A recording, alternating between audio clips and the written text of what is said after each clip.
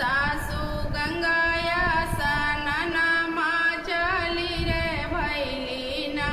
ताहू ता जैवा सासू गंगाया सननमा की हमू करवना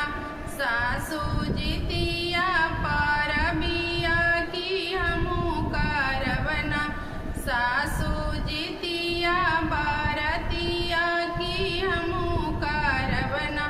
के कराले होबे सासू जितिया बारतिया के केकरा लागिना होबे गंगाया सननमा की केकरा लागिना होबे गंगाया सननमा की केकरा लागिना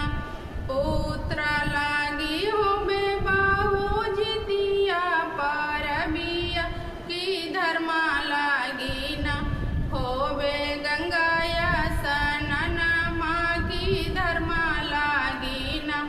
होबे गंगाया सननमा की धर्मा लागिना हथवा में लेली सासू लोटा दाता मानिया चाली रे भैलीना सासू गंगाया सननमा चाली रे भैलीना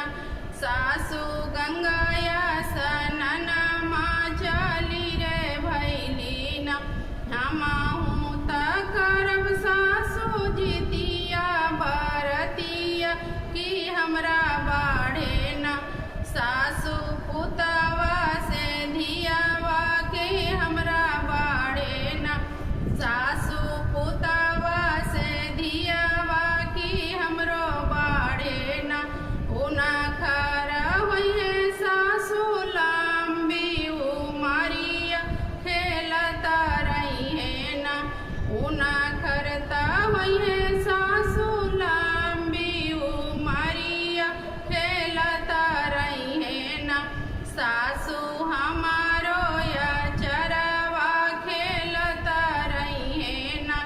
सासू हमारो या चरवा खेलता रही है ना हमारो त बड़े सासू सत्यम ऐसन पुतवा की हमू करवना हमार